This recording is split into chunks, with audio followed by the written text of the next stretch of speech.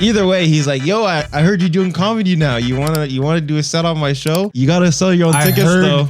You're doing comedy now. Who the said that to you back then? Who the is this guy? Is that guy? And everybody was doing their good stuff, and the crowd just was, they were there in like pockets. Oh,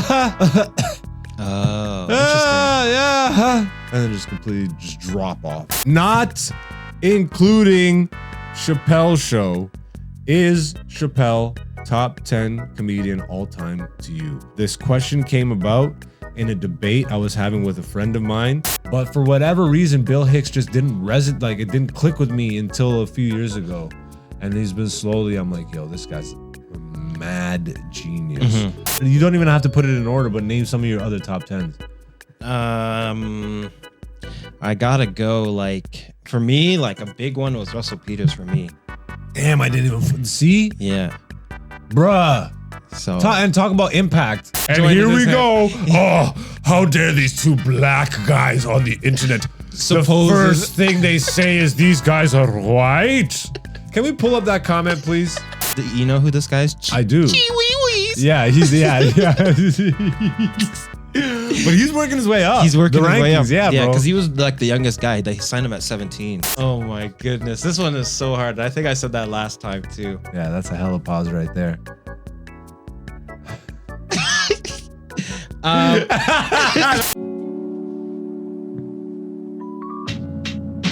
yo, it's Black Zeus, the podcast, season 5. Welcome to the show where we talk about life, talk about the come up, and sometimes we fight.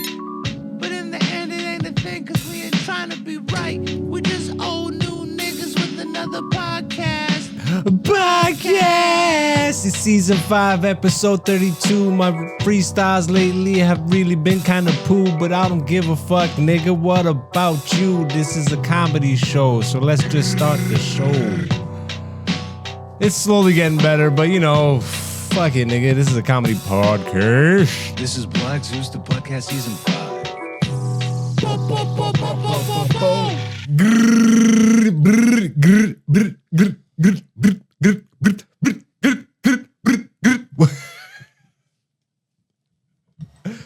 What's going on, beautiful people? Welcome back to another episode of Black Zeus, the podcast. It's your boy, Black Zeus. This is season 5, episode 32. We're working our way along through the season and the year. I hope you had a good week. I hope you have an even better week going forward. Allergies are kicking my ass today. And gonna be a shorter episode now because of that. So go fuck yourselves. How about that? But don't do that unless you want to do that. You know what I'm saying? Because don't forget, you are the beautiful people of the channel, the podcast, all this stuff. Only if you subscribe, though. You're only beautiful if you have hit the subscribe button. We have gotten some new subscribers since the last episode. Welcome, beautiful people. Everybody else, you're looking kind of ugly, but you know what to do. Hit that sub. Hit the button. Hit a like. Leave a comment. Help us fight Mr. Algorithm. We're fighting this nigga every day. Yeah, let's promote some comedy shows. Friday, September 13th. Bambino's on James Street in Hamilton, Ontario. It is the opening night of Super Crawl. It is an annual street festival. Big fest. They shut down the street for 3 days. They block it off. Fucking musical stages everywhere. Art installations everywhere. Art vendors everywhere. And now,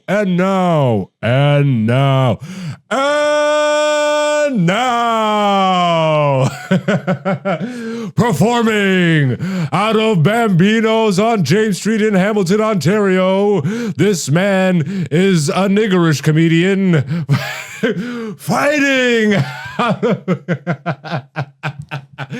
Just, you know, if you're in the Hamilton, Ontario area and you are checking out Supercrawl this year, then make sure you stop on by Bambino's for Comedy at Bambino's, hosted by yours truly, featuring comedians Sashka DC, AJ Bate. Your boy Dante will be doing a special guest spot. We got another guest spot also. Tickets are only $15 flat.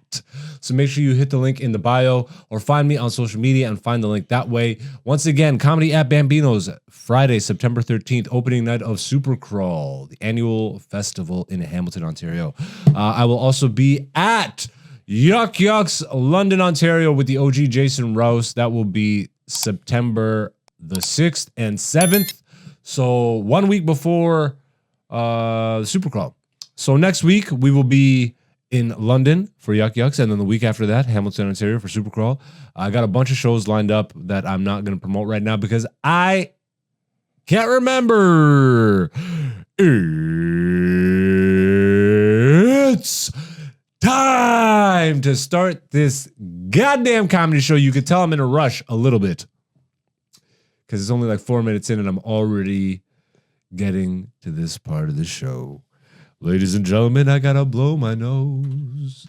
It's not cocaine though. It's allergy season. Oh man. Black Zeus is not on cocaine, but he is having a runny nose only because of the weather.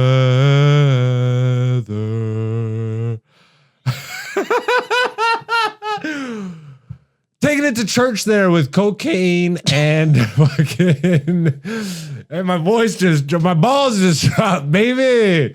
I told you it's allergy season. Yo, fuck you, nigga. Dante's in the studio. Yo, I got you. Fuck you. That was authentic. I know your voice just cracked out. No, that was my impression. I know the impression was on purpose, but right before that, hit the replay, Dante. My voice didn't crack. When did it crack? Oh, I can't wait to while I'm editing this, you know you're gonna get a video. What? Right there, frame by frame. Play it right there. Enhance. It's not even a crack. It's Dante go, ah! That's when it's slowed down though. It's like for 0.2 seconds. That's a pretty good Aaron Bilal impression.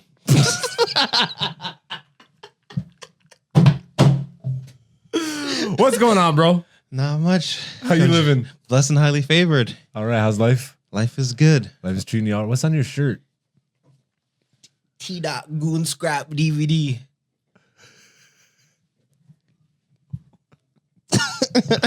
I know I'm old because that shit means nothing to me. What the fuck is that? You never seen T-Dot Goon Scrap DVD? All right, type that in right now. T-Dot Goon Scrap DVD. Here we go. Dante bringing my old ass memes once again. What are you talking about by chance? What is it that you're trying to show me? What was that? I'm going to need you to speak up, please. Oh, it's these niggas. Of course it is.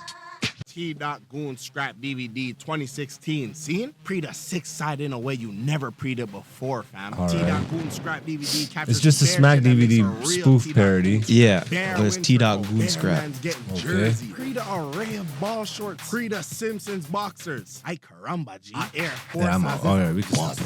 Mans can catch I don't even know if this will make it into the cut. I might just fucking say Dante's in the studio again and just cut right. Not putting that shit. What you been up to, bro? Been doing a bunch of comedy. That's been sick. Okay. I did back-to-back multiple show weeks. I like that these are all accolades for you at this point. I can't wait till they're not. I just did No, shows this well, week. now that I passed it, now it's not going to be an accolade. Back-to-back multiple show week. Did you hit up Wednesday yet? I did. Oh, you did? I hit up Wednesday at in Mississauga? Burlington. Burlington. Yeah, so Where'd you go to? and Andrea had a show Oh, okay. and A mic? yeah. How was it? It went pretty well. Audience? Yeah. Audience, there were some girls there. How was the venue? It was interesting. It was super swanky. Like for a comedy. I mean, it is Burlington. It's Burlington, but like, bro, Burlington is just swanky Hamilton, which isn't saying much. I hate that people It's act like swanky Burlington is- Milton. Like, there's no swank in Milton, but in Burlington, There's no swank in Hamilton, but like, it's just a less sweaty version of Hamilton to me. Everybody acts like Burlington's. Oh, it's not. it's pretty nice. It's not. It's not that much nicer than nice parts of Hamilton. What's the nice part of Hamilton? Ancaster, Stony Creek, friggin' what's the other one? The newer Bimbrook. All these are friggin' nice areas. Yeah, but Nice, affluent white people live there, so you know they're good. yeah, and even more affluent white people live in Burlington, by the water, by the lake. Bro, it's Lake Ontario. Don't act like it's nice. Oh, it's still by the lake. We used to hang out at this place called Bong Mansion. Bong Mansion. Yeah, a rich person in Burlington had a mansion on the lake, Okay. like on the waterfront, and we used to hang out there. And it was like, I wasn't there that often, but they would do like comedy shows out of there and a lot of like grungy, like they would do music shows, like metal and fucking punk and all that stuff. But Actually, that's where I first met E-Zone. Like years ago from know who LA. E-Zone is. Yeah, you wouldn't because you're new, you son of a bitch. Wow. That got really fucking, I got heavy out of nowhere. hey, yo. Oh my God, bro. That wasn't even gay. No, I just say like I got heavy out of nowhere. Timestamp that for me. Kevin Mace, you fucking ruined life, but you make it so much fun. Yeah, but Yeah. Anyways, like it was gross. Like the water Bong was just so Mansion. gross. Yeah. Yeah. And Bong Mansion, as cool as it was really gross because it was a bunch of fucking. It was like a den, like an opiate. It was like Bong Mansion. yeah, exactly. What do It was you like expect? it was rough, bro. Yeah. But I wasn't there often enough so that every time I would come back, it was just like there's even more fucking like questionable stains on everywhere. I'm like, I don't think I can sit or stand anywhere. Don't lean on the wall, definitely. Yeah. Don't sit on that couch or that one or any of them. Yeah. Fun shows though. First time I did a show in an empty pool. Yeah. Like in the bottom there. In the bottom of the Sick. pool. I'd like still one of my favorite comedy memories. I don't know why, but just well, maybe I do because I'm punk rock. Like skater boy. Yeah, I'm a skater boy. I'm a skater black boy. I like that fucking anti-establishment shit. Fuck yeah, bro. We're doing a show in the bottom of a fucking pool, dude. Yeah. You ever yeah, well, again, your news. So like what's the weirdest show location you've done so far? I think they've all been in The clubs or like a bodega, I guess, maybe. I did one at Hamilton Vape. That's not a weird location. It's kind of weird. No, it's a vape lounge. It's par for the course in But Ontario, Canada. there's no lounge there. It's just the one with like 5 seats? yeah, it was And just like on a little the other dab side. bar? Yeah, but the dab bar wasn't there. It was literally just Beanie. Those are years ago. Yeah, that's when I started. Okay. That's when you did a set. You asked me what was one of the weird ones. Vape Lounge was kind of weird. Hamilton Vape Lounge. I guess weird for you. It was, But like it was- if you knew comedy around Yeah. here, then it wouldn't have been. But Yeah. that does make sense. But it wasn't and that even- location is tiny as fuck. yeah, it wasn't even a comedy show. Remember? Oh, really? Yeah, it was a music show. Oh. This and was my second set. You know comedians. Yeah. Music open mic? Yeah, no, it wasn't. Run up like it wasn't an cockroaches. open mic. It was a book show. Remember, I think I told you this. I don't know. It was my second set ever, Okay. and then the guy that had booked it, like I known him throughout like the music scene. Is it Anthony? Oh, He was there Yeah, because of it's course, his it's his place, lounge, yeah. but it was K Triggs. I don't know if you know who K Triggs is. I know by name. Yeah. I don't think I met. Either way, either way, he's like, "Yo, I heard you doing comedy now. You wanna do a set on my show? You gotta sell your own tickets though." You're doing comedy now. Who the fuck said that to you back then? Who the fuck is this? Who the guy? fuck is that guy? Who the fuck? Yeah, because he needed to like fill out the show. Word got out that quick? You had done one set prior to that. Yeah, What do you mean I had heard? because word gets around. This nigga. You know, when you smash like I do. I like it though. Fuck it. Have confidence in yourself, you son of a bitch. But it was so funny. So he's like, "Oh yeah, you're gonna have to sell your own tickets though." And I'm like, "Dog, I'm not this is my second set. Like, I love that he said that to a venue that seats like 8 people. No, you could probably put like 30 people in there. You could. The one that I was How in, many are sitting? there's no chairs. Thank you. Thank you. Sorry, you can't seat 30 Thank people. you. You could stand 30 people in there. Jeez. Um, There was the bar that like the dab bar, which had like 5 seats or whatever, 4 seats, like stools, like bar stools, Yeah, so but this is and that was it. I guess maybe when you performed there before, right? No, I didn't. Okay. Well, when I went, it was right after COVID or maybe a little bit further down the line. I feel like wow, this is years ago that I'm remembering the Hamilton vape shows. Yeah. Other than the ones I did with him. Yeah. But that was at a different location. Yeah. So this was a different location. That was a downtown location. I remember. Yeah, like right on King. Yeah, like I right by remember. there was like a church nearby or something like that. Like a First vape lounge in the city, really. Wasn't, but it was the first nice one. Okay. I'll say that. First dab lounge. But yeah, so the guy's like, you gotta sell your own tickets. I'm Yeah. like, well, I can't sell no tickets. Like, I don't got no name like that. Who am I? Hey, come see me on my second set. Pay $10. Well, I mean, the way you talk about it, you might as well have been Chappelle already at that point. Yeah. But so I go up Yeah. and I do my first 5 minutes Yeah. for the second time, and then that's all the material I have. And then the guy that was supposed to go up after me for his music Yeah. didn't show up on time. So you had to do more. So then I had to do more. And the guy's like, yo, can you just Stretch. just do another 5? Stretch. Yeah, he's just like, tell you stretch. I'm like, yo, I don't have any more material. So I'm just there dying in front of like 8 people. 8 friends of musicians. 4 of them That's so are good. musicians. And the other 4 are like girlfriends. This used to be my favorite like setups. Hamilton had so many of those like music, just show up and do a set Yeah. during a music show fucking events back when I started. I think I did more shows when I started during music shows than anything. Like maybe Weed Lounge first. No, it's Comedy Club, Weed Lounge mix. And then like there was enough of them though that there's enough memories. Yeah. I remember hosting a lot of musical shows and then getting to do comedy there. Yeah. A lot of home, especially when I was younger, more rapper friends when you're younger. Yeah. But These are comedy's all kind of the only rappers. thing that's acceptable to do as you get older. It's like you tell people that you're a fucking rapper as you get older, it gets tough. Yeah, unless you're doing like pretty decent. Yeah, of course. Yeah. But It's Hamilton. yeah. I was thinking about it. I'm like, yeah. Let's see here.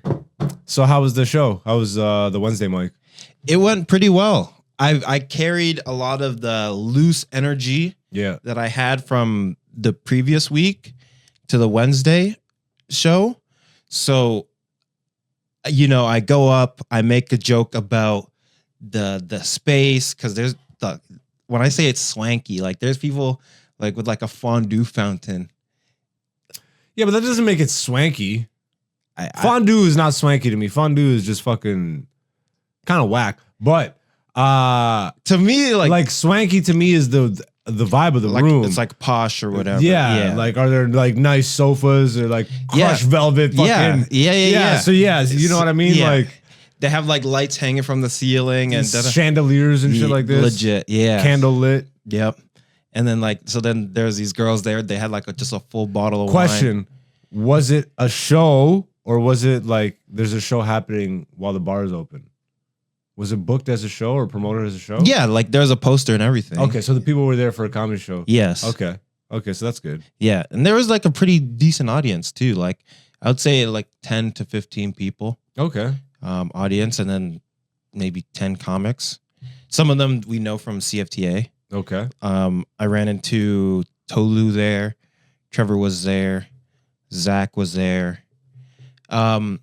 Hassan Chowdhury, I don't know if do you know him? Yeah. He pulled up too. He opened up the show. Okay. How long were sets?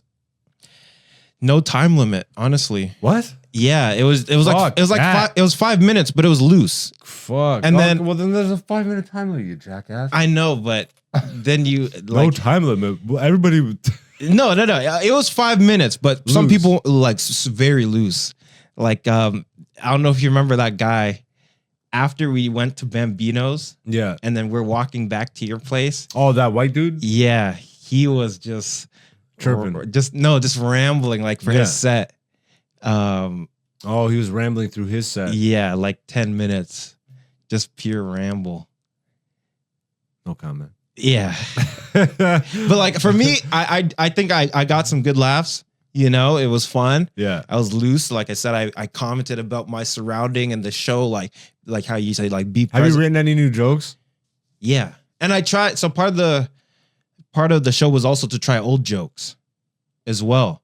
So I had Okay. brought back a joke that I did before at the vape lounge where But you no haven't one tried it in a bit? Yeah, I brought that back. I tried it out.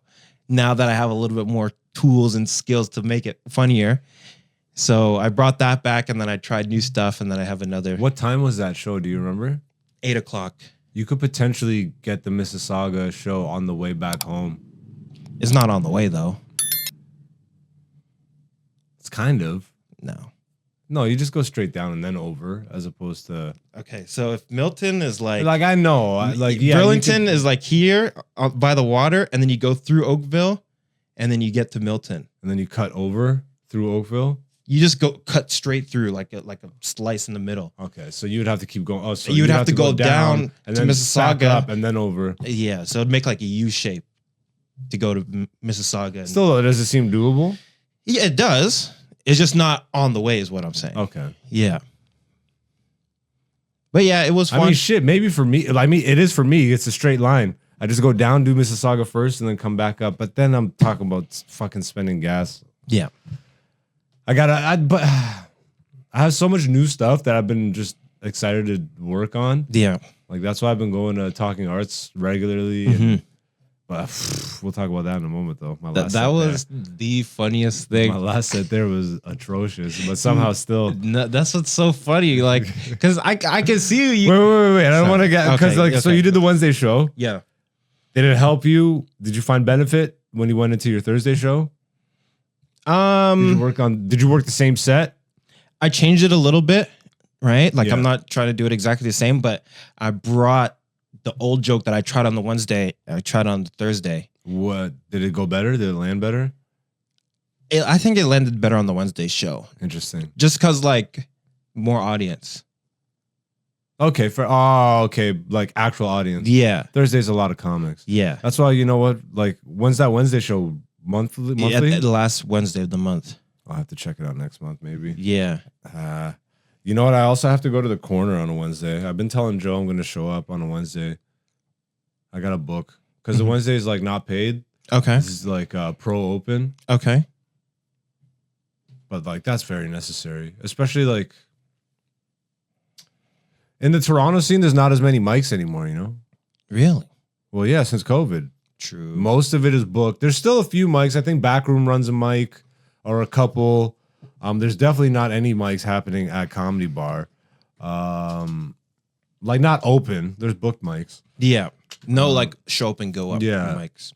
But there's really I think Groove Bar shut down. I can't think of a show up and go up other than most likely I think Backroom has show up and go ups. Yeah. But the rest of them have turned into all Wednesday in Mississauga is a show up go Okay. Yep. up. Jam Easy show. That's the only ones I could think of off the top of my head. So Hamilton has one, and then Toronto, Mississauga has one that I could think of. Yeah. That's it's tough. Yeah. I should. Comedy Lab, but I think those are booked also. Most of those are mics. booked. Yeah. I think those are booked mics.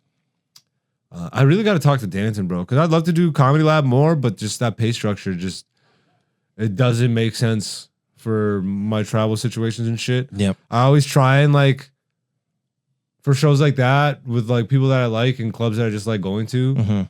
I'll try and book them in on a night where I'm already going out and doing something else. But like again, something I don't know. I just haven't been going Midtown. I'm at my alley, bro. Yeah. Like this is my alley era. I'm in my alley era alley between era. Yuck Yucks and the That's so Corner funny. Comedy Club. Like I was just there last night. I saw you posting about it. It's my favorite. It's just the best. At least for while I'm here in Canada. Zeus is in his alley cat era. Yeah, that was whack, but I'll accept it. I'm just at home, bro. Like that's literally my home. And then I get the 2 club experiences. Oh, I will say though, I don't know why I yelled. Ah! I will say though, like you don't get to run into as many of the faces as frequently because not everybody comes downtown. Yeah.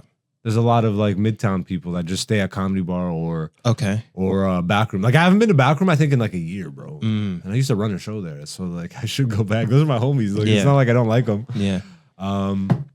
And you said they have a mic too. I'm pretty sure. Yeah. I mean, at least for me, I know I can message Yeah. them and be like, yo, Yeah. especially now, I haven't been there in so long. Yeah. If you could, is that in the same neighborhood as Comedy Lab? Like, could you maybe? It's not far from Comedy Lab. You And could it's probably also double not far book. from Comedy Bar. It's down the street from Comedy Bar. Okay. Actually, I think Rob Mayu I saw him recently. I think he said he opened up Royal Comedy Theater again. So that's all on the same line. It's like Comedy Bar, Royal Theater, Back Room. There's another one that's in someone's house randomly. But yeah, bro, I don't know. I miss the variety of it, but at the same time, like, I'm over it. You know, I'm not in that space anymore to really miss it to the point where I'm like, but it was great on any given night to know that you could pull up to multiple spots and run into multiple people. When you're not booked, there's just less incentive to go and fucking go to a show. Yeah. Unless you're like someone like me that needs the stage time. Correct. Like, yeah, at that point, if you can't just message people and be like, yo, I'm coming out. Yeah. Toss me something. But there is still something to being active in the scene. Yeah. I do need to make my rounds. It's been quite some time since I made some rounds. You do need to go in. But I do get being an elder statesman now. I completely understand. Elder statesman, what do you mean by that? Just being an OG in the scene. I'm not even. I'm only 13 years OG, but that's enough. Yeah. That you're not around all the time. And then when I do go to places like Comedy Lab, which is like an incubator for new comics. Yep. A lot of the new comics go there. Every time I go there, I'm like, who the fuck is that guy? Just like, bro, like cockroaches, bro. Yeah. I almost feel bad for like, I do and I don't. Because I have been noticing, at least out here in Toronto, like the new generation of comics, even though they don't have the same amount of shows that we had when I was coming up to practice their stuff, it hasn't discouraged them. And so many of them just do their own shows because of it. Yeah. I don't know how well they do. I don't know. I know some of the new crop, but I don't know all of them. Obviously, it's going to be There's a lot of them. impossible. There's too many. But yeah, so many of them have just popped up and started doing successful shows out the gate. And I don't even know some of these guys. You know what I mean? So that's the new level playing field, I guess, of social media. Yeah. You know what I mean? And here's me, old dinosaur Zeus. Catch me on TikTok on Mondays, ladies and gentlemen. It's Fart Mondays. Yeah, did the corner yesterday. Really? I had to scold the audience. Dang. It wasn't us, bro. It wasn't us. Well, I was at that point, I was the last comic of the night, and there had been 4 other good comics. The host, the drink act, the host, the first act, the drink act, the second act, and then me, the third act. And everybody was doing their good stuff, and the crowd just was. They were there in like pockets. Oh, interesting. Yeah. And then just completely just drop off. By the time I got, and there was this one lady that kind of killed it. This fucking talker. Oh. But she didn't enhance anything. And fucking Dobsky, man. He should have said something to this bitch and make her shut the fuck up from the jump. But I don't know. I guess the dynamic is all right or something. I don't know. But she had been talking the entire show. Dang. And it just wasn't enhancing anything. Yeah. And by the time I got up there, she had been talked to enough. And my dumbass, but I like doing this. Yeah. I start talking to her immediately. And you could tell she was like nervous because she'd been talked to. I'm like, fuck, I shouldn't have talked to her. I'm sorry, guys. I just apologized to the room. Everybody like kind of chuckles and stuff. But I could tell just from that opening, I'm like, this is going to be work. I could just tell. Like, bro, the energy is so, like, you can read energy. You know what I mean? Especially when you do it long enough, you could just sense when it's going to be work. Yeah. There's going to be a lot of heavy lifting. You need I just to watched 4 of my homies literally, like, put in work Yeah. to fucking get the loss that they got. And so the first few minutes of my set were okay. How much time did you do? 15. 50. Okay. Were okay. You know, like, I'm getting the chuckles, but, like, nothing consistent, nothing really loud. Nothing, like, we're used to. You know what I mean? Yeah. Like I'm used to, or anybody really there. Yeah. Like everybody should have been getting louder laughs than they got. Yeah. Sorry, another question. Yeah. How was like? Were there a lot of people, or there wasn't? It was were they like spread out. 3/4 full. Okay. It wasn't sold out, but it was close. Okay. So not even 3/4, a little over 3/4 full. 8 o'clock show on the Saturday. And yeah, just like halfway through my set, I just sit on the stool. I'm like, you know what? Fuck it, bro. Let's just figure this out. What's wrong with you guys? Because it's not me. Yeah. I'm not bombing. You're bombing. That's what I started telling the crowd. audience. I'm like, you guys are bombing. I just watched the 4 comics come up here. You gave them nothing. And now you're doing the same for me. Nigga, I know this shit's funny. Yeah. You know, I've been doing this for 13 years. I know when I'm bombing. Yeah. So listen, I just started talking to the guy. It kind of loosened them up. And then the laughs got a little louder. But it took me fucking 10 minutes Yeah. to get them to a place where they should have been at the beginning of my set. Yeah. So that I could have fucking built them up to like. And even still, you know what's funny? Is they still had a good time. Like some crowds are just like that, bro. It's so odd. But when like, there's this really cool couple from Philly, this black couple that was in the audience.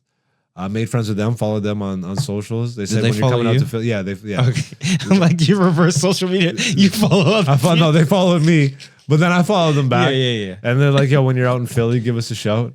So there's a connect we made there. Sick. But yeah, that show was just womp, womp, womp, womp. So I stayed for a little bit of the 10 o'clock just to see how that would go.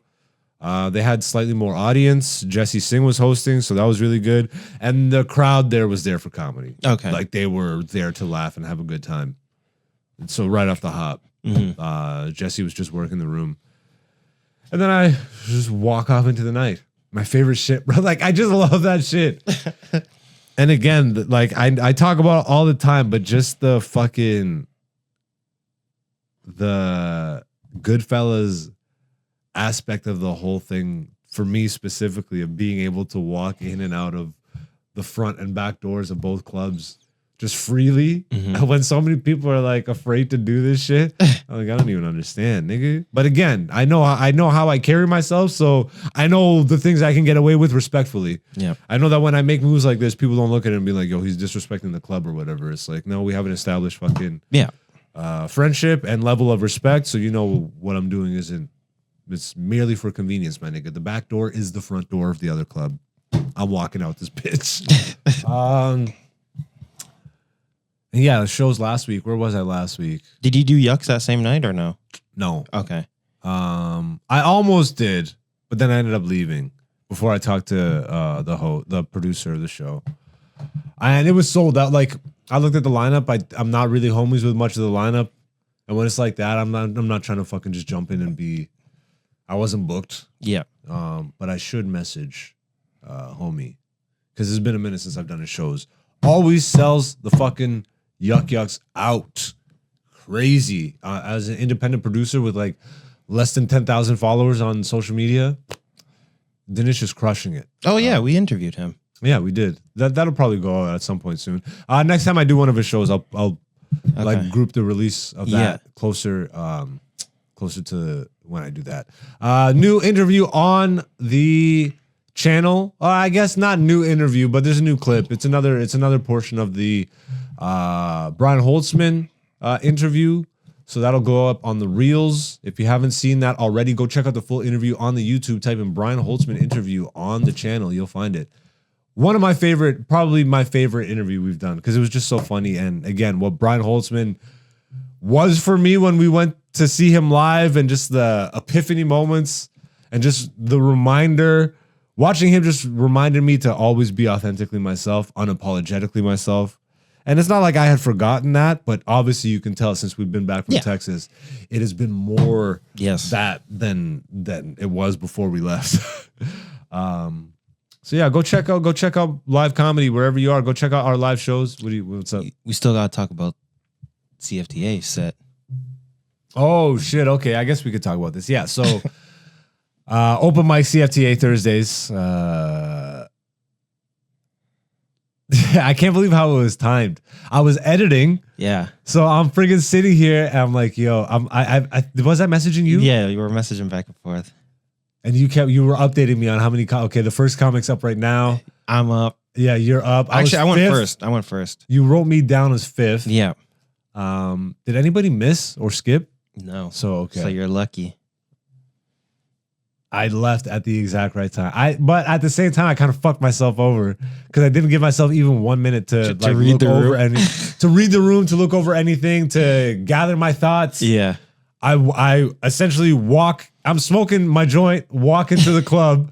As soon as I walk through the door, Yeah. I'm putting the lighter in my pocket, and the guy on stage, the host, and this guy is one of Hamilton's fucking legends and da-da-da, this and that, and he's the greatest. He's got a special. I didn't watch it though. Yeah, he's got a comedy special. I didn't watch it. Sorry. Coming to the stage, Black Zeus. As soon as I walk in the door, Yeah. I was like, okay, here we go. Bruh. Easily worst set I've had in a while. I proceed to bomb for 5 minutes, but this is a scenario where I completely allow myself to bomb. There is zero pressure. There's zero anxiety. There's zero thought of, oh my God, I'm bombing. I got to pull myself out of this. It's a fucking open mic to a room full of comics on a Thursday. I'm sure I would have loved to practice some of the stuff that I had written that day. Yeah. But at the same time, I was perfectly okay with what that ended up being. Just bro, I walked in. It's on me, you know? So, and I pushed myself to do it. I almost wasn't even going to do it. Like the set? Yeah, I was going to cut it short. Oh, I'm okay. like, fuck it, do the 5 minutes. Like, Yeah. you're already bombing. How much worse can this get? And the weird part is I do hear laughs. I know I'm getting laughs. The funniest part is you got the loudest laughs so far. And I can see you on stage, like you're like scrambling. You're I never look at my phone. I know. I You're scroll my you're phone what for do I 2 do? minutes. You're like, help me. You're like, Bro, you're fucking killing me up here. And like, when I tell you, like the note that I was looking for in my phone was probably 3 notes down from the top. I probably had looked at it 6 or 7 times. Didn't register in my mind. That's where I was in my brain. I'm like, I am out here in the dark. But so you're But I on was stage calm. That's what I freaking love out about it, bro. No, but I can see you, Yeah, like, you- because yeah, I've you- seen you perform a You bunch. see the wheels spinning. So I see you like struggling. I see you like trying to lift weight and What try. I mean by I'm calm is like I'm still relaxed. Yeah, I'm very obviously bombing. no, it's not obvious. Really? No, to me it is. Everyone else is laughing, and like I said, you had the best set out of the first 4 people. Right, so you come up on stage and you feel like you're bombing and da-da-da. Meanwhile, this guy's got the loudest laugh so far, like That's so most consistent laughs throughout his set, and you're like, "Fucking nigga, I'm bombing." But meanwhile, so funny. you did the best out of everybody, and no one else thought they were bombing.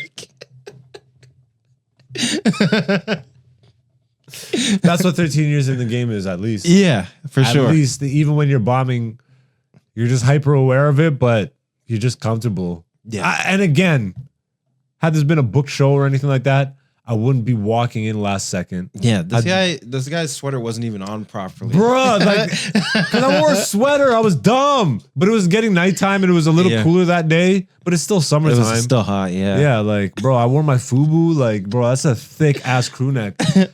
So I had like, I took the one sleeve off. I just had like half the sweater on. I walk in disheveled, high as fuck. Coming to the stage, this guy's the greatest comedian to ever fucking exist in Hamilton and fucking legend and the Black Zeus. And I just, for 5 minutes.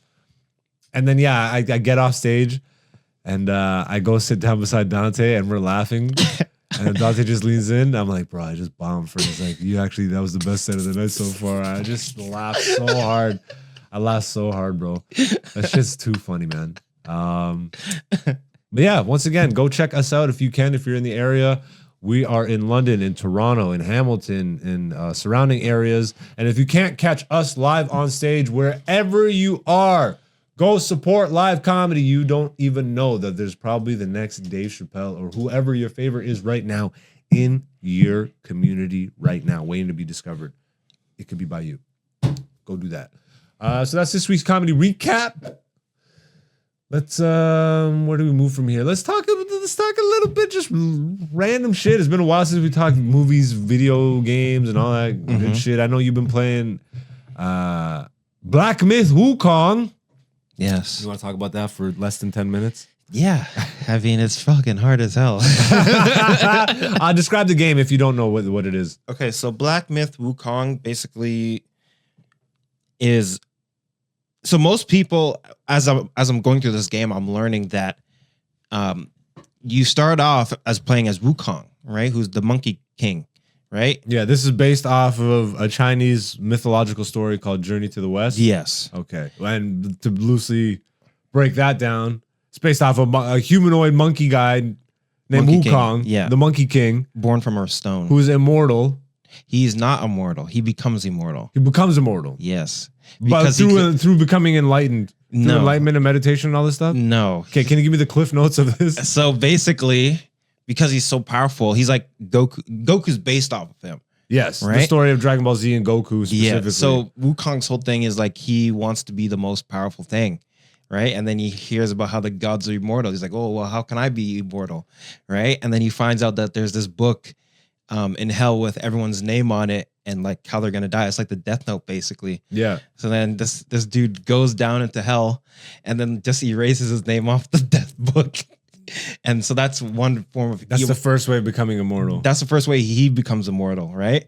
But then he gets invited to the Jade Empress Palace as what's it called? He's like a stable master. Okay. So he watches over the horse stables and he's Yeah. like, this job is below me. Meanwhile, it's like super high ranking to be the fucking stable master of the Jade Emperor, who's like just under Buddha, which is God. Yeah. Almost, right? So then he gets invited to there and he's like super pissed off that they made him, they think they're like pranking him. And then he goes and then eats all the peaches of immortality that only bloom like every 3,000 years. Yeah. So, or like grow every And 3,000 you years. eat just one, you become immortal. You eat just one, but he ate the whole tree. Yeah. And so that's how he got his like other form of immortality. And then basically the Jade Emperor gets mad and then he's like basically trying to exile him, but not because he's immortal, he can't really kill him. Yeah. And then he basically goes to challenge Buddha, and then Buddha's like, if you can jump out of my hand, you're free to do whatever you want. And if you can't, I will punish you. So then he says he jumps all the way to the edge of the universe in one somersault. He sees 5 pillars. He goes to one of the pillars and pisses on one of the pillars, and then he jumps back. And then he's like, oh, see, I did it. And the Buddha's like, no, see, you haven't even left my hand. And then you see like his piss mark on like one of the fingers. Oh, wow. And then he like closes his hand and then crushes him and then throws him into a mountain where he stays for 500 years. And then Buddha lifts him out and says, hey, I need you for a quest. And that's where Journey to the West begins. Okay. And then he's like a servant to a guy that's going west. And then, Servant to a monk or something? yeah. And then Okay. he's accompanied by 3 other guys. So now this video game is based off that story. Kinda, yes. Loosely. Because I met one of the guys from the story. Yeah. And it's like this pig guy, and he's supposed to be the embodiment of rage and stuff like that. Okay. So I Not greed? sorry, it's a hog guy or something like the pig guy's greedy, obviously, but Yeah. it's like some hog guy, but he's also like super angry as Okay. well. Either way, I just ran into this character in the game. How's the gameplay? It's fun. It's a different mechanic than what you expect. Like I see a lot of people, and you were even saying is this like a Souls-like game? Yeah. But I wouldn't even really equate it to a Souls-like because it's just like any game with bosses. You know what I mean? The bosses have patterns. You got to learn the patterns, and then you finally. But it's a game made up pretty much of only bosses, mostly. No, like there's enemies. Yeah, but mostly bosses. There's Like, more like enemies. 50 or something. There's bosses like or 80 something. bosses, but some of them are not mandatory. Oh, you can just walk right past them type deal? Yeah, so some of them you can walk. Some of them you don't. You have to go find them. Oh, interesting. Okay. Right. So like, there's this one boss that I just found because you like fall down into this cave area, and then there's a boss there. You're like, oh snap, I shouldn't be here. I shouldn't be here. Yeah, but then you could fight the boss or not. Do you see yourself beating this game? Eventually, How long? I don't know. It's taking you a while. I put a lot of hours into this game already, more than I'm proud of. Willing to admit. I'll admit it. I mean, it's Over not 50? No. 30. 30 hours. Okay. 30 hours. You've owned it for how long? A couple weeks now. But like I've been busy, you know, we've been going to shoot. There's a new Zelda game coming out on the 26th of September, and they keep showing me more of it, and I keep being like, holy fuck, they're actually giving me a brand new full Zelda game. And I'm excited for that. Did you see the release of the Star Wars game, Outlaws? Yeah, but I was expecting that. I've been following the development of that game. It's a Ubisoft game. Yeah, first mistake. First mistake. Giving that shit to Ubisoft. Yeah, it just looks very middle of the road. Nothing overly good and nothing overly bad. Well, the fact that it doesn't run properly is a big problem. I don't know too much about the technical issues with it. There's a lot. On PC specifically or PS5 and stuff? I've seen ones on PC where like I know the PC issue has it's like or the the PC bike doesn't version. even you can't even ride the bike properly. There's like the game this- just looks like ass to me. and it bro. doesn't look as good as the Yeah. oh, this is gameplay footage, which it never really is. Bro, that initial gameplay footage they showed looked amazing. Yeah, but that's scripted. I know. That they only have to render that little section of the game for that video. True. But yes, I've been playing Black Myth. I've been watching American Gods again. That's been pretty fun. Are you done yet? I'm It's only season 4 three, seasons, yeah? 3 seasons. Oh, 3, that's right. Yeah. It I just should- got to season 3. Apparently that's still not off the table for renewal at some point. Yeah, because Apparently- they left it up in the They air. left it up in the air, so that would be interesting to see that come back. Mhm. What the hell have I been? I've honestly been playing a lot of Skate. I'm just going back to playing Skate. Yeah. And because of the new Zelda anticipation, I actually went back and played a little bit of Wind Waker. I've been super obsessed with Wind Waker and my memories of that game. Like to the point where, like with breakfast, I'll watch like a video essay just to. Okay. So, bro, I love these Zelda games so much just for atmosphere, for music, for obviously memories, like pure nostalgia. But I do like the open world action adventure, story driven. Freaking like you're the hero. You're essentially fucking the hero of. You are the hero of time. That's what your name is. That's what Link's name. But this new Zelda game looks really fun because they're going to like the 2.5D, like the top down view. It's still 3D graphics, but everything's like the classic top down style. And for the first time in the franchise's history, you play as Zelda, like the title character, instead of Link. Yeah. And the way they've been describing it, like. The game is actually called The Legend of Link, and you play as Zelda. You don't, but everybody made that joke immediately. Oh, really? Yeah, of course. That's the Damn. first thing they said. They should have made this a missed opportunity. I just from the first trailer I saw, I was in because again, I like new stuff, and the Zelda they're always trying new shit with every version of it. People were like, "Is there no combat?" Because they showed off this mechanic where it's like it's not sword fighting, but they're called echoes. So like, let's say this. Yeah. You defeat this enemy, and then you get its echo, and you can like recreate the Yeah. enemy, and then it fights along your side, or anything in the game. Essentially, a cup. Yeah, you can make a cup, of the and cup. then Exactly. you make a ramp out of the cup. Exactly. So like, there was a platform that she had to get across, but the gap was too big. So there was a bed, and she just like placed the bed there, and it was a long bed, so she just walked across it like a plank. Yeah. Like shit like that. But then people were like, "Oh, it's not Zelda. There's no combat," and they just showed like the third trailer the other day. And they showed the sword fighting mode. Okay. It's a mode, and like it's a power up essentially. It looks like you level up the ability. Okay. Because it showed level 1, and then there was a magic meter. You collect these throughout the world, and it fills up the meter. So I'm sure you obviously will upgrade that throughout time, and then by the time you near the end of the game, you're OP, and Yeah. it probably refills or like regenerates instead of you having to find the upgrades and all that shit. The big emphasis that I'm excited for is dungeons.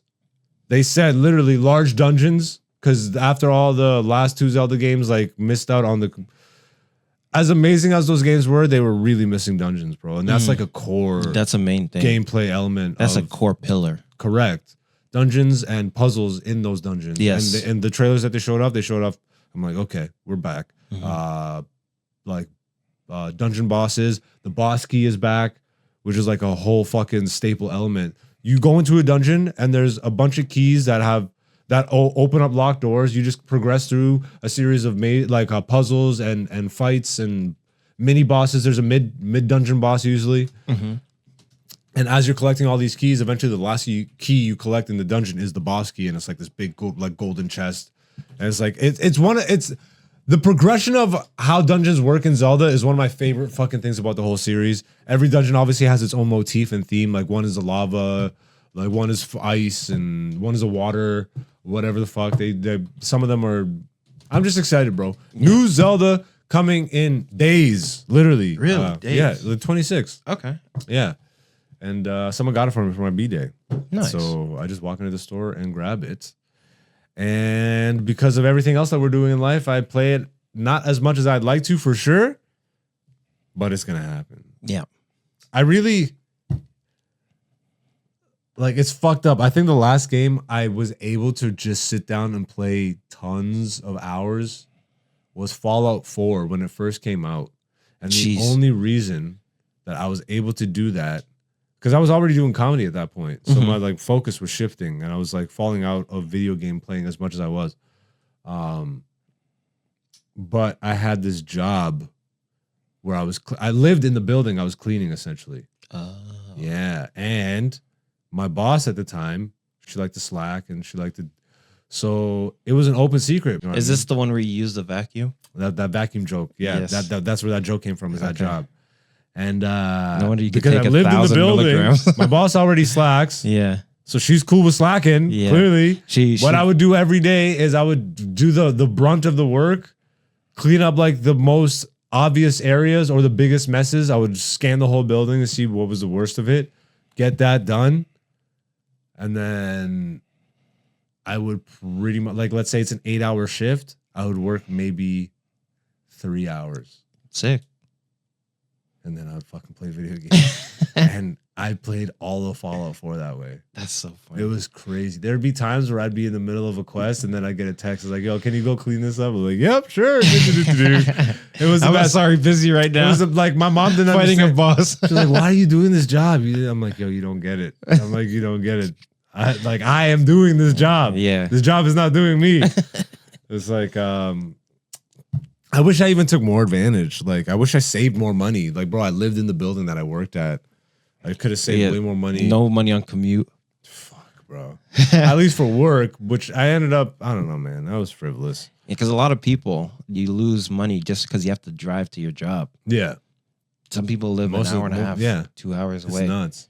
Which it would actually be more, but you can't find a job. So it's like, it's not like I could just fucking get something closer to me. Yeah. But yeah, we talk some video games. Let's do another regular segment that we do every week on the podcast here called Poll Results. If you are new to the podcast, welcome. If you're returning, welcome back, beautiful people. You too can be beautiful people. All you have to do is hit the subscribe button, leave a like, leave a comment. I always say leave a like, hit a comment. Hit the like, leave a comment, and vote on the poll questions every Monday. So on my Instagram story feed every Monday and on the community tab every Monday on YouTube, we post an interactive poll question. We leave it up for you guys to vote, and we discuss the results. You should load up the YouTube ones too, because we had like 40 votes on YouTube this week. Yeah. Sick. So I think I'm fine. I'm figuring out new strategies for the YouTube poll results using images and I like it was a Chappelle related question, so I think that also helped. But yeah, wait, before you get there, do this on your screen and give me the. Yeah. Well, okay. I'm gonna pull. So this week's poll question, not including Chappelle's show, not including Chappelle's show, is Chappelle top 10 comedian all time to you? This question came about in a debate I was having with a friend of mine, and I never really stopped to think about it, but we were just talking about top 10s, top 5s and all that stuff. And he was just so adamant. He's like, Chappelle's not even in probably my top 20. Interesting. I'm like, wow, that's wild. What the fuck? White guy, black guy. It's a black guy. Okay. And he's like, I'm like, what makes you say this? And he gave a bunch of really good reasons. And the best reason he gave was don't include Chappelle's show. Is he top? And for me personally, still, I would put him top 10. 100%. But then it really made me stop and think. I'm like, okay, I'm actually a comedy historian here. I haven't really stopped to be like, of the breadth of the comedy that now at this age, do I say he's all time? Okay, yeah. Because yeah, of course, growing up, as I was a teenager, he was the best ever to me. Even up until like a few years ago. maybe not even a few years ago, I fell out of him being the greatest like of all time for me personally. As I started to just learn more and more and find more and more, like, bro, I just discovered who Brian Holtzman is. Like this year, Brian you know what I Holtzman, mean? the PFP rankings. Bruh. And It's he- like plus 11 in the green. But he's such a special case. Like Brian Holtzman to me is like an Andy Kaufman type. yeah. So, but not including Chappelle's show, and that really made me stop and think. But I had to go back because I feel like my homie was also being a little biased or something, you know, like not taking into account how he felt about it back then. Yeah. So I was grilling him about that. I'm like, but how'd you feel about it back? He's like, I felt like this back then. His comedy specials. I can personally name a bunch of jokes from his comedy specials. The Snuffleupagus one, the Black Baby drug dealer. Yeah. Like from his first comedy that special. one was funny. The The bus, Terrorists. the one on the bus. Where That's he from his second comedy special. gets, yeah. Yeah, the homeless guy. That's from his second special.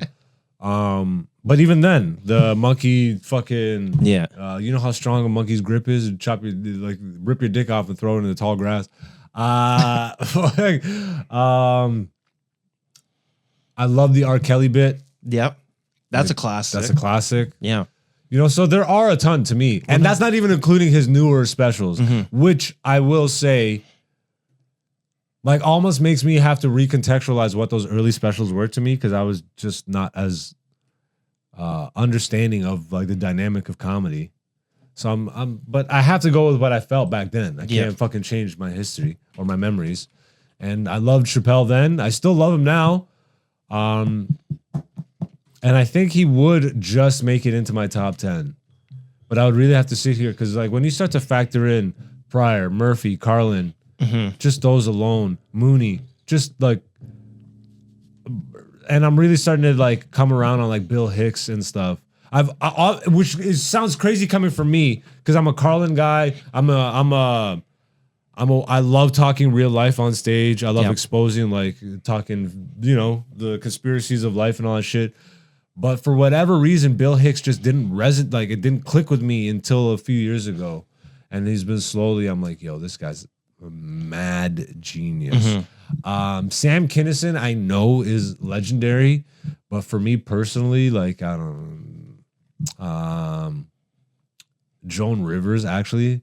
I watched a few Joan projects. She was top notch, like top notch. So when you start to and like I'm not even getting into the 90s yet. I haven't even touched like Robin Williams, Jim Carrey, fucking Patrice. The Wayans brothers. No, they're not. What? What? Comedians? Damon, yes. Damon. Yeah. You said the Wayans brothers, so it threw me okay, off. well, Damon, yes. That's literally it. Who else? I thought his brothers were pretty funny. You think Marlon's that like top 10? Well, not top 10, That's but all I needed. That's 90s and funny. Marlon wasn't even doing comedy in the 90s. Marlon's 2000s comedian. Okay. Yeah. But it's all time. Sorry. So it was all Damon. He's the 90s, comic. yeah. And Damon is a fucking beast. Yeah. Like beast. Damn, bro. Damn, bro. Jamie Martin. Yeah. Like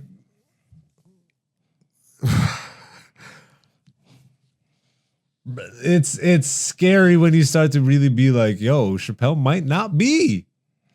Because when you're a historian about shit, you really have to factor everything in. And we're talking all time. And I almost feel like Corey's kind of tainting what Chappelle is to me. Excuse me, Dave. Excuse me, Dave. But yeah, Corey Holcomb is starting to really poke holes in. Is Corey top 10 for you? Not for me. Okay. Like, I always found him funny, but I would be lying if I said he was top 10 for me. Okay. I don't even think I know that. I've seen that one special of his. Where The he's Shack. That like was a set. I've Yeah. seen a special of his Okay, yes. where he's dressed like a pastor. And that is hilarious. That's his most the recent abort- one. It's not. Where he's got like the red thing on? I mean, maybe, but it's old. It's old, but you say that's- it's the most recent, but that's at least 10 years old. no, not his most recent. That's a recent one. Maybe. I'm not sure. I've but seen a bunch of he's his definitely a other lot younger. It looks like at least 10 years younger. I don't know. I have to see. Oh, but Either way. I just don't know enough of his material to be like he's top 10 for me. I know Okay. the abortion joke is gangbusters, but then if I'm going Chappelle versus Corey, like I know way more of Chappelle's catalog. Yeah, that's fair. But that's also because I grew up with Chappelle. So, Mhm. and again, when we're talking his catalog, this is why not including Chappelle's show is in there, bro. Because I feel like that does, when you remove those chips, bro, like it heavily evens the playing field. Because Chappelle's show is what obviously made him a household name. And then people saw the comedy specials and the Snuffleupagus and all that stuff. But like I had been watching him on Just for Laughs growing up and all that stuff. So it's like I knew who Chappelle was. And he was always popular. Pilot Boy. But yeah, not including Chappelle's show, is Chappelle top 10 comedian all time to you? Before we get to the results, what do you vote? I would say, yeah, he's top 10, but he's just pushing it. So what is like the breadth of your comedy like library in your mind? Like who are you stacking him up against? Or you don't even have to put it in order, but name some of your other top 10s. I gotta go, like, for me, like a big one was Russell Peters for me. Damn, I didn't even see. Yeah. Bruh. So Talk about impact. yeah, that's what. Yeah, Yeah, like I watched a lot of Russell Peters specials. I watched every single one. Yeah, Red, White, and Brown, one of my favorite Classic, specials of yeah. all time. Yeah. Of all time. Yep. That shit is absolute. Damn, bro. The Russian joke? Is it fuck? What's the one? The deaf Russian? Or was it a Russian? La, la, la, la, la, la, la, la, la, fucking throwing the grenade. Russians definitely don't go. La, la, la, la, la, la. No, there was a fucking. Can you type in Russell Peters Russian joke? And also another one from that comedy special. I just had it and then I went Russian joke and I lost it. Oh, Portuguese accents. I still say that shit to this day. Where it's like with the list. Yo, Spanish people sound so suave and Yeah. like Spanish is such a beautiful. Like, Hello. uno, dos, tres. But you hear a Portuguese, uno, dos, tres. It's like, bro, I still say This one, uno, yeah. dos, tres. Russians, yes, thank you. Are there any Russians here tonight? Russians in the house? hey, we got a bunch of Yugoslavians. Why couldn't we have any Russians? Is there one over there? Are you? Where are you from? St. Petersburg. St. Petersburg, he's the fucking best. He knows every dialect on earth. Yeah. And you speak Russian, obviously? It's funny because I just recently learned how to say how are you in Russian. And I'm mad that I didn't know this before. Do you know how to say how are you in Russian, Emil? Cock dealer. This nigga knows everything about every culture. Like, Everything. it's, That's Like how you- for me, one of the reasons is for that, like the ability he's an to know encyclopedia. every culture, Yeah. to know the language, the ins and outs of that particular culture. Like when I seen him, you know, the Trinidad bit where he's like, "Oh, Trinidadians can make anything into a song just off of the way they talk," and then he's like, "You could have a Trinidadian in the shower with her rag, right cheek, left cheek, in a crease, in a." I'm like, that's classic. That's classic. Or That like is a classic bit. where he goes to the African casino, Yeah. and then the dealer's name is exclamation mark XOBILE. Do you remember that one? Oh, Tobile. And he goes, "How do you say your name?" He goes, "Obile." No, And he's like, Bile. My name is pronounced Bile. That's a classic. Yeah. And obviously the most iconic Russell. Like he has so many lines that you actually forget about fucking somebody gonna get hurt or Yeah. bad. Like Yeah, duh. yeah. Or yeah, Russ is easily top 10, bro. Russ is top 5 for me. He might have, and especially as a Canadian comic, like I really have to sit and Yeah. think. Like, and for me, a big factor, and I don't think a lot of people do. Like maybe they do. But I don't just factor in like how funny and all that shit. Influence on my life is a big factor. Doug, I used to. But like, just to Yeah, go ahead. like make this point, like I remember this argument between like Biggie and Pac, Okay. and like years ago between a comic, and it's like between comics online and shit, and then making the argument that like Pac just had more impact on my life personally, so they just he's like, yeah, but that's not the music, that's not fucking lyrics and all that shit. But I'm like, to me, that is a huge factor when we're talking about. Yeah, because if you're talking once again subjective, who's in your top 10? Yeah. Then if Close this out. if that has influence on, you, Yeah. then why should that not factor in? It's my fucking life. Yeah. Man, Russ is an absolute fucking beast. Go check out the Russell Peters interview on the channel. Also, Hey. absolutely blessed to have gotten to open for Russell Peters and then get to chill with him, watch some UFC in the green room. That is Top highlight. top That's highlight of the tier. comic career so far. Watching UFC with Russell Peters, shooting the shit, talking about jujitsu. And you impressed him with your fight knowledge. That was actually one of my favorite moments. Like seeing him go like twist his neck a little bit. Like, oh, this motherfucker knows the fight game like this. Yeah. So yeah, back to the poll question. So you would say Russell is obviously. Do you have a female that you could? Do I have a female? Yeah, like to me, like Joan Rivers would be one of them. Joan Rivers, absolutely one of, if not the funniest female comedian I've ever not seen live, obviously, but Miss Pat is pretty funny. I haven't seen a lot of her stuff, but the stuff that I have seen is funny. Miss Pat, I know that name. Black lady. I know she's black. Her name is Miss Pat.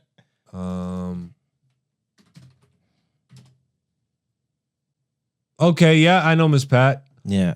Very funny. Very you know who I would put above her though? Cheryl Underwood. I don't even know who that is. Cheryl Underwood. Type in Cheryl right now. SH or C? Cheryl. Absolute. Oh, I guess it's SH. My bad. Sorry, Cheryl. Absolute Okay, this beast. is a You classic. definitely know her. I think I've seen this one, but I don't The remember. Def Comedy Jam one. Yeah. Yeah, no, she's an absolute legend. I seen her from Def Comedy Jam and then on Just for Laughs growing up. You know who? That's the most I cut. That one right there with her holding a handbag. Iconic set. one? Click that. This one? That one right there. She's not holding a handbag. Yes, she is. She has a handbag on her. Yeah, you said she's holding it. Okay, it's So I was looking for where she's holding it. It's on her arm. Sorry. fuck. Literal fuck. How y'all doing? Dude, the amount of times I've watched this set as a Let me kid. tell you something about Canada. I like it. This y'all is got some Canada. beautiful Yeah, this is people Just for here, Laughs. but Yeah, you they got actually too used to many be white good when I was people in growing the up. country. I'm scared. I know y'all looking at me right now going, why You she know got who a she purse reminds on me stage? of? Who? Remember that one chick we saw at Vulcan? Because white folks The steal. black girl? Any race of people that'll take land from the Indians and sure enough take $2 or $3 out your purse. So watch them. Which one? The one that works at Mothership? But I love Yes. y'all. But where the black men She had at? like the afro. Y'all Okay. need some more She kinda black has men the because only same black men y'all face. got here speak French. That was racist. No. And that is not You're lucky you're safe. black. I'm But I'm almost telling black. You, I Oh, yeah, can't that discriminate comment? against Because when you're single, you gotta date everybody. All right, fuck yeah. I breathe in Let's the get back air. to the poll results. Just another person that I actually used to watch quite a bit as like a black female. I used to watch a lot of Wanda Sykes. I saw a lot of Wanda growing up. She was Yeah. she was always around. on. Yeah. She was always on. I did find her funny, but I never found her that funny. You know where I loved her? Curb Your Enthusiasm. She crushed in Curb. Okay. She was in the first few seasons as his wife's best, like one of her best friends. JB's wife? No, his wife's in the show. Oh. Larry's wife. Okay. Yeah. Yeah, she dated she was Crazy Eyes Killer. That was her name? No, that was the rapper that she was her fiance. Crazy Eyes Killer. That episode is fucking hilarious. Seeing Larry interact with that rapper and them having like improv scenes was crazy. But let's go back to the poll. Let's go back to the poll question. Once again, ladies and gentlemen, this week's poll question was, not including Chappelle's show, is Chappelle top 10 comedian all time to you? Both of us say yes. And I think you can very much guess the results. 87% said yes, and 13% said no. Salutes to the brave 13% that are honest enough to be themselves online. 87%. I wonder though if they still like. I really wonder, bro, how people like take in the questions. You know, like do they really factor in the? It's exclamated. You know, like it's highlighted, not including Chappelle's show. Yeah. Does he still make it into your? Because how many of those memories are people just immediately hitting yes and saying he's top 10 because of Chappelle's show? Yeah. And I can't even front, bro. And I've said this on this podcast multiple times. Of his newer stand-up specials, my favorite one is the one where he's in the belly room of the Comedy Store, and he's just sitting down for an hour, and he's talking conspiracies. He's talking why he left. He's talking Weinstein. He's talking the pimp. The pimp. Yeah, that's why he left. Book. Yeah. Like my absolute one of my favorite stand-up comedy specials of the past decade. Like top 5 special of the past decade. But he's like, it's special to me because of the subject matter. Because of like him breaking down the book Pimp, which I have, and like was very revelatory book for me. Him saying we have a responsibility to talk reckless. I think that was that special. Comedians have a responsibility to talk reckless. I don't want my kids growing up in a world where they don't know that they can say anything they want, or some to that effect. Just so many gems. But he was sitting on a stool, smoking a cigarette, very low energy, didn't stand up. And it wasn't really a lot of loud laughs. No. So again, yeah, it's one of my favorite specials of his. Probably my favorite special of his, period. But definitely the one with probably the least amount of laughs. But to me, it fucking hit a core. So that was the Instagram results. Let's see I hate that she's go this fucking way. Just go to the damn page. Yeah, so thank you to all the 42 beautiful people that voted on the community tab. It was even more of a blowout. It was 93% said for show, and 70% or 7%. 70%. Yeah, 93 and 70. 7% said nah. We even had some comments if you want to click on those. He is top 10 of all time, but I don't know if he is currently anyone's favorite comic. I might say he is top 5, not top 5.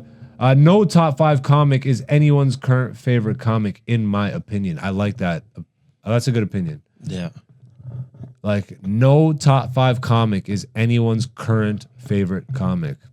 These new breeds, bro, they ain't breeding. These new breeds, they ain't breeding.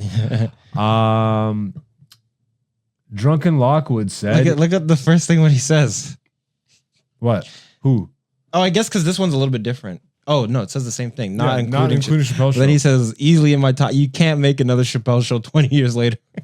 See what I mean? I wonder how people just see Chappelle, is he top 10? Fucking yes. They don't actually stop and take in, like, what is this question really asking me?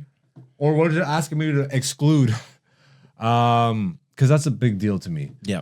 So yeah, easily in my top 10. Can't make another Chappelle Show 20 years later. In today's world is too damn sensitive. Chappelle Show still to this day still be having me out of my chair in tears laughing. I still like This guy's only talking about the Chappelle show. Show, bro. I love and respect. Thank you for voting. Yeah. But yeah, bro, like Next time, read the question. not including Chappelle Show. But that's this week's poll question. And let's wrap it up with a little bit of UFC talk. The boys are back in town. Dana White and the fighters ending up back in Las Vegas for the first UFC event in the Las Vegas sphere. It's time! UFC 306 from the Sphere. It's O'Malley versus Fuck, I always butcher his last name. Just say it for me. Marab. Well, I know it's Marab, but can you say his last name? Dvalishvili. O'Malley versus Dvalishvili. Dvalishvili. Happy Mexican Independence Day, everybody. You get a white guy versus a whiter guy. Which one's the whiter one? It's the fucking guy with pink hair. He's the whiter guy? Yeah. Okay. Yeah, 100%. Yeah. The other guy's Russian. Georgian. Still. So he's like a guy. Yeah. The other guy's a white guy. One's Hey! a white guy, one's a white boy. Yeah, one's a white man and one's a white boy. Wouldn't say that to his face though. No, definitely Beat not. the shit out of me. With a and joint here in we his go. Oh, how dare these two black guys on the internet. The Supposes- first thing they say is these guys are white. Can we pull up that comment, please? Pull up this weirdo comment. You know, and it wasn't even mean, but it was weird. But why is it okay? Okay, so this is the last UFC video we put up on the channel. A comment. Can you move the mouse? Why is it okay for two almost black guys, nigga, we black, you bitch. But anyways, why is it okay for two almost black guys to say, unfortunately, there is a white African champion now? First of all, I was the only one that said that. Dante doesn't have the balls to say shit like that. Well, I also picked him to win. And I thought that he had a good shot of winning. I said, I don't like the chances for Izzy. That doesn't mean that he's a white. I know, right? It's a joke, you salty bitch. This is the best. I love the internet so much. I want to keep trolling this guy. Every UFC video we do. Oh, here we go, another white guy. This is my favorite part. They say it so casually, like it's nothing. People don't even blink when it comes out. Black privilege right there. Not cool, guys. You both seem like good guys and not racist, so don't be those guys. Think about what comes out of your mouth think what comes out of your mouths and how what? And how you would feel if the roles were reversed. I would laugh because white boys are racist all the time on the internet. Not even like we deal with this in person. Yeah, I didn't even have to take it to the internet. You know, we literally deal with this in person. First of all, your little fucking almost black guys comment, you fucking weirdo. What does that even mean? Like, what does that even mean, bruh? You know what I think that is too? Because when Americans see black people, they expect all black people to be like the Atlanta Thugs. black people or the Florida Jits. Yeah, son. Chicago black Yo, what people. up, fucking? Yeah. What up, Nick? What's up, Nick? Hey, LA black people. Yo, bitch. And if you're not that, you're not black. No, we're almost black. Yeah, which is crazy. White girls show you right. You remember that song? White girls? No. White.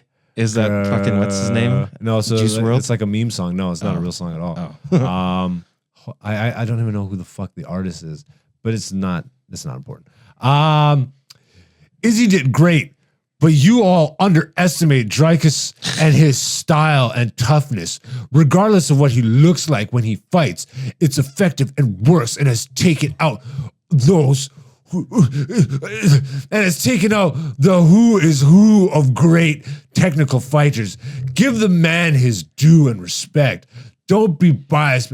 I literally started that video with, but we got to give the man his respect. I know. Like, you stink. But I like it. I like people getting triggered because you just expose who you are at your core. I think You went to a comedy channel to chirp comedians making a joke talking about fights. Yeah. And my guess is like, because this is like a common talking point for like this Izzy Dreykus thing. Yeah, exactly. So That's why I made he's the joke. obviously picked a side, and anyone that says anything, you gotta respond in this way. Why is it okay? Why? They're almost black. Imagine if the roles were reversed. They're already reversed. Bruh, and imagine the roles were reversed. Like, nigga, you are being That's racist normal. in your response. Like, you weirdo. Yeah, my response. Oh, wait, did they respond? Yeah, they did. Okay. Okay. There's a bit of response here. Okay, so this is my response. You lost me at black privilege, but I'm not going to make fun because I get where you're coming from. And the comment was actually respectful, but it's been a running joke on the net and this show, and this is a comedy channel. We are comedians, not official analysts. Peace and love. This is the person's response. Haven't read it yet until right now. All peace and love, brothers. The black privilege dig was you can get away with making the comment you did. Us pale-faced brothers cannot. That's actually crazy. That's actually kind of funny to me. I kind of respect him a little You more. might be African, but I'm not. Us pale-faced brothers. But you ain't no brother of mine. Brother, okay, we're cool again, homie. You're weird, but still, you know, like you're like on the line there, you know. But fuck it, nigga. Let's get back to this. Let's do this quick because we got to get out of here. Yep. UFC 306. Also, when you're cutting the clip, cut that first portion out. Just start from here. Just start. We don't need that shit. I'll make a note of that. Cut the first 10 minutes of the UFC. I'll even do this for you. It's time Live, UFC 306, O'Malley versus Murad. I put the last name with the first name. Live from the Sphere in Las Vegas for Mexican Independence Day. It's the whitest Mexican Independence Day card you can find around. There's Mexicans on there. A bunch. No, but like I've heard this a lot on the internet and I agree with it a ton. Do Mexican Independence Day in Mexico. In the Sphere. And then all of a sudden you're gonna fucking we're gonna show the combat lineage of Mexican combat. Shut the fuck up, nigga. The headline is two white boys. Mexican Independence Day, my ass. It's just annoying. Why not just do Mexican Independence Day in Mexico and do the fucking O'Malley Murad? Well, one, you can make way more money doing it at the Sphere. What do you mean they're gonna make the Sphere money? And before we even get into the fight card, no, they're having trouble selling out this event, and they've had to fucking half the price. I read the tickets that were left available. Yeah, there's like they went from 3,000. 3,000 to like 1,000. Yeah. Because the fucking weirdos, bro. You know what it is? It's WME. Bro, I'm worried about the future.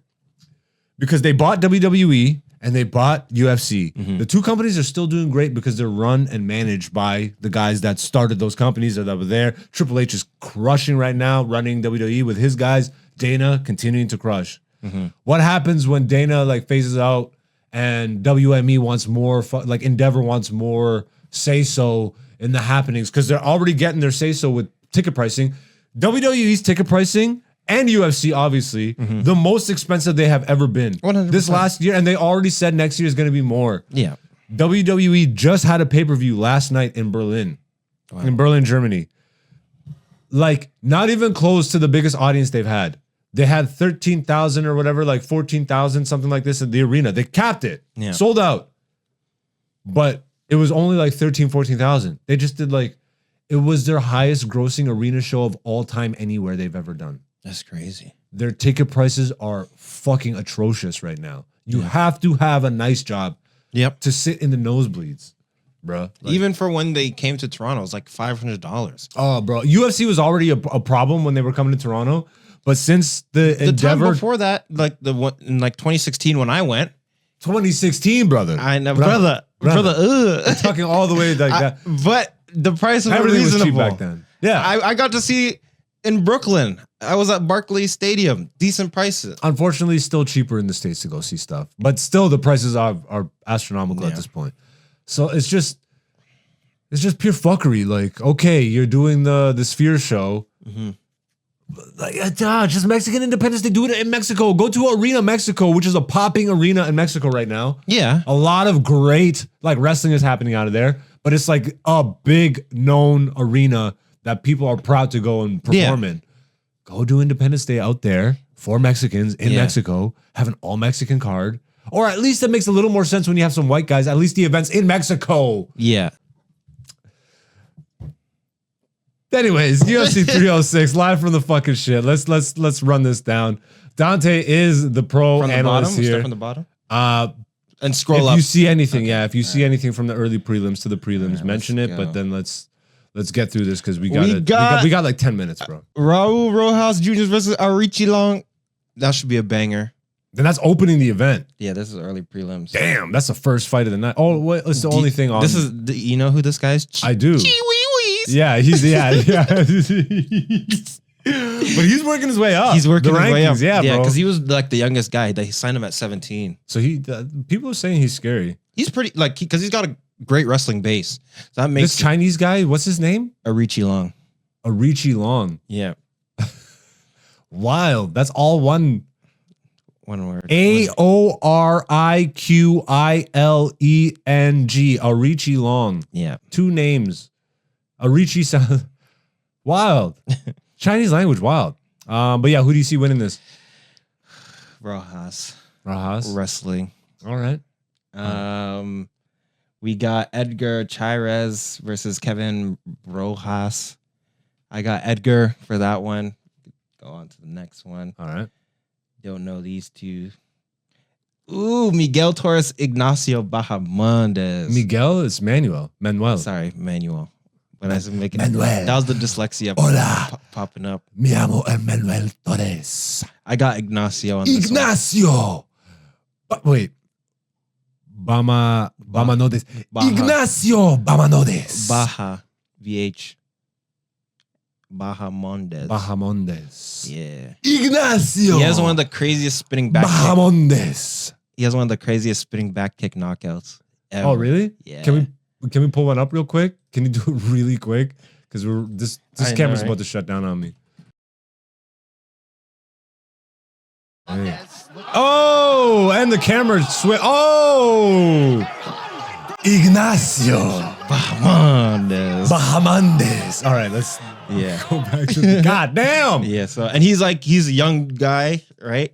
Who do you got in this? Ignacio. Odds are close. Pretty close. One He's the time. favorite. Ignacio's favorite. All right, let's keep it moving. Irene Aldana versus Norma Dumont. Man, this one's gonna be a good one. I got Irene. Yeah, That's a favoritism thing. Because I like her boxing style. but the odds are only 10 points off. Yeah. That's It's a close fight. You see her winning though, for real? I can see Through her. judges or through stoppage or Well, KO I or- think because she's a pressure boxer, okay, right? And because you pressure, you get more points, you get more favor in the judge's eyes because you're pressing the action. If you're backing up, but even if you're hitting more and you're backing up, it doesn't look as good to the judges. Okay, But I could see her like landing like a pretty dope left hand. got you. Ronaldo, Now we're on to the main card. Ode Osborne. Ronaldo Rodriguez versus Ode Osborne. Jamaica. Jamaica. Obviously, you want him to win. Yeah, but he's Is he aight. gonna win? I don't know. I don't really know much about this guy, Ronaldo Rodriguez. So we'll just chalk it up to Jamaican winning. yeah, but even then, like he's very up and down. Yeah. Sorry, I apologize. Either way, I'm not offended. I apologize. Daniel Zaluber. Yo, is there not a Mexican champion right now on the male side? No, Lopez? he's not champion. He's right here. Look, That's so funny. I saw his name. That's why I wanted to say it. he's not champion yet. Oh, and he's not Mexican. He's Brazilian. Yeah, That's I racist. always fuck that up. Jamaica. I don't know between these guys. So Daniel Zaluber. versus Esteban Ribovics. Odds -192 to 160. You don't know? No. Okay. I'll just go You gonna take a guess? Educated guess? Nah, I don't know anything about these Okay, guys, so fair I enough. have nothing to even base Fair a enough. guess off of. And we got Brian Ortega versus Diego Lopez. Banger alert! This was supposed to happen, What? and then Brian Ortega pulled out. Pulled out or Yeah. injured? Pulled out, I think, due to injury. Okay, when you say it like, man, you got to give context. 'Cause when you say pulled out, it makes him sound like a bitch. Well, it was like 4 hours, remember? And then Dan Ige stepped in. Oh, stepped in last minute. Yeah, That's right. So like- this is that fight. Yeah, Nice. They're running it back quick. yeah. All right, good. I can't believe Diego Lopez is number 12. I've been seeing so much of him lately, so maybe that's you what think he would I be. feel but like. Yeah, but he's about to fight. So number 12 fights number 3. Let's say 12 wins. What does that put him in the ranking? like 5, Yeah, probably. yeah. I wonder how that math works. Because I don't think there's any Like, way. there's got to be an equation to make this make yeah, sense, right? I would say he'd probably be closer to 5, if not 4. Because But he really is up there. He's top 5 of the division. okay, let's go to the division just real quick.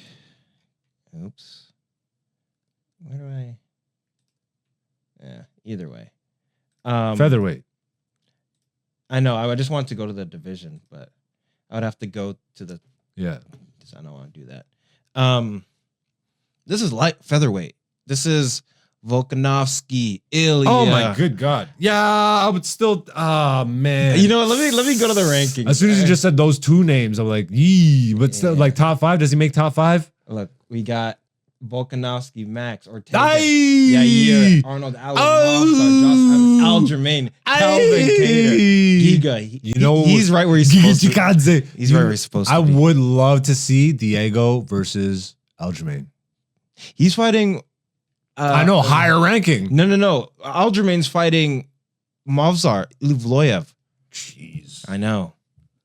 Jeez. But yeah, so he's jumping the line. Diego, He's jumping a lot because he's been fucking crushing in the octagon. He's been crushing. he's been crushing, but he's been crushing guys outside the top 15, top 10. What about, well, fuck. Super Sadiq. Danny Okay, Gay. fine. Did he just move weight classes though? No, Aljamain did. He didn't. He's always been fighting with. What was the Mexican he just fought? Didn't he have a really high profile fight? Dan Ige, because he was supposed to fight. That's right. That's right. He was supposed to fight Brian Ortega. Okay, let's go back to the card. All right, so who you got? Brian Ortega versus Diego Lopez. Ooh, Yo, you got I know. minutes. I know. We got to chop this. Oh my goodness, this one is so hard. I think I said that last time too. Yeah, that's a hell of a pause right there. That was adorable. Like your delayed reaction on that one was fucking hilarious. Like a little kid right there. Okay. The thing with Brian Ortega is Fuck. that one died. Yeah. So hurry up. Okay. The thing with Brian Ortega is that you can't. He's so dangerous on the ground. Yeah. You can't really count him out. But he has a tendency to get beat up on the feet, and Diego Lopez is able to beat him up on the feet and probably defend himself on the ground. You know what I Okay. mean? But like with Ortega, you know, he might be coming back super healthy. Out of respect, I'm gonna go Ortega because he's number 3, Yeah. right? He's probably got some tricks, but if Diego Lopez wins, that would be a great win for him. But I'm gonna pick Ortega. All right. And co-main event. Alexa Grasso versus Valentina Shevchenko. Oh, Shevchenko trying to get her title back. Yeah, this is gonna be hard. Yeah. This is gonna be fuckery, like the last one. Last one went to judges? Yes. Yeah. And they robbed her because it was Mexican Independence Day. Oh, that's so funny. Well, then she's going to have to stop her. I know. And she can. She can. Yeah. It's hard. It's going to be hard. That's what I said. Who do you got? I got Shevchenko. I always gotta go with my girl Shevchenko every single time. I gotta go with the bullet. All right. You see it stoppage or distance? It has to go stoppage because if it goes a distance, She's not winning. she's not winning, which is what I said the last time. And she got robbed. And she literally said, I think I would have won if it wasn't Mexican Independence Day. I do remember her saying that. And then they did it to her again. I'm surprised. Actually, never mind. I was gonna say I'm surprised Gaethje's not fighting on this card. Nah, he needs the year off, bro. Yeah, I know, but he's Mexican, so Justin Gaethje? he's Mexican. Justin Gaethje's Mexican? You didn't know that? He's half Mexican? No, he's like 80% Mexican. What? Yeah, he's like that Canelo kind of Mexican. What the fuck? Blew my mind right That's there. why he fights the way. That's that Mexican fighting spirit. Interesting. Wild. I feel like at some point I knew that, but it's just not a stat that you retain. Yeah. That is what? So now we are at the main event. Bantamweight title up for grabs. Sean O'Malley defending against Merab Dvalishvili. Yes. Dvalishvili. Dvalishvili. Dvalishvili. Vili. No, I think the V is like Dvalishvili. No, it's not a silent V. Dvalishvili. It's more like a double U. Sean versus Merab for the title. Yeah. Well, what do you like? Two beasts. Obviously, Sean coming off a really good win. Off of Cheeto. Yeah. Merab coming off a really good win. Cejudo. So, what do you got? This goes back to like how I was saying. Please fucking end this too, because I will. It's quick. gonna hate This is it why I'm anyway. using an analogy. Okay. But you keep interrupting me, which makes I it go apologize. longer. I know. This is like Izzy versus Please be Duplessis, right? Like the striker has to be perfect throughout the whole thing, or the wrestler's going to take him down. But I would say Sean has better grappling than Izzy does, so he might And takedown defense. takedown defense. But he's also better at jiu-jitsu, better wrestling. Mhm. He's been training MMA. Izzy's striker turned MMA guy. Make sense? Yeah. So and Merab is a nightmare matchup for anybody. I think Sean's got it on this. Really? I think he could outstrike him because Merab's striking's not that good and he gets hit.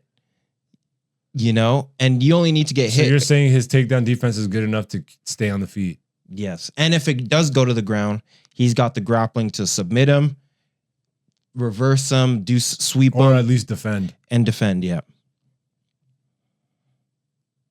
And Sean's got that movement to where it's hard to take him down. It's going to be an interesting Like, fight, man. Merab's going to go for like a double leg and then boom, just uppercut, flying knee, like the one he hit on Chito Vera. It's funny how I still don't feel like Sean's cemented. You know, like as Really? to me, he's not. Why not? But I just don't like him. That's why. Okay, that's right. It's a white boy. I get It's it. not even as a white boy. I like lots of white boys. Hey, yo. Like as fighters. Oh, I can't stand you. God damn it. Hey, those are your words. I Yeah, like lots of white boys. I'm Hey, editing that yo. part out. That's not making the final edit. I got Sean. Who do you got?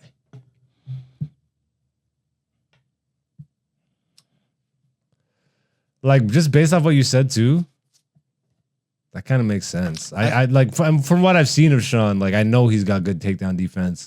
And he's good And he's on the ground. Good on the ground, yeah. Yeah. He's not as good as Merab, but then he's better on the feet and he's good enough. Yeah, and he's got movement. Correct. So, like yeah. O'Malley! O'Malley! Yeah.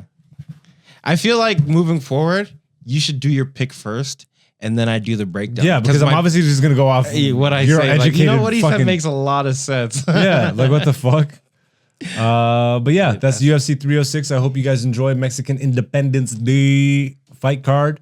Let's wrap up this episode real quick. Dante, you got any final words? Sorry, I'm just typing this. Do I have any final words? Stay ready, so you don't gotta get ready. All right, where can people find you? You can find me online at Shay Dante, CHEZDANTE. Follow your boy. Hey, and I am AKA Black Zeus on all social media. You know where to find me. Every Monday, new poll question goes up on the community tab or my story feed on Instagram. So hit that up. Make sure you subscribe, hit the like, leave a comment, all that good stuff. New stuff coming down the pipeline on the channel. And yeah, until then, we will see you next week. Peace, peace.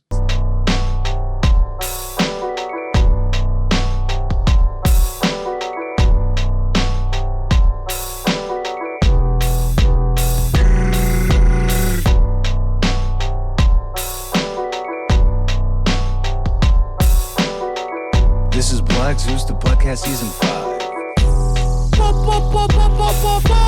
I love y'all. Thank you for supporting. Once again, the Patreon is launched. If you do want to watch my comedy special right now, you can do so. It's only $10 and you can get it as part of the subscription fee. So like if you subscribe to the Patreon, you can get it that way, or you can just buy it outright for $10 that way. Once again, for transparency, I will release the comedy special for free on the YouTube once we hit 1,000 subscribers. So you can also just hit the subscriber button and just do that. You can support that way, whichever way you want to support. I'm on TikTok, Instagram, Twitter, all that.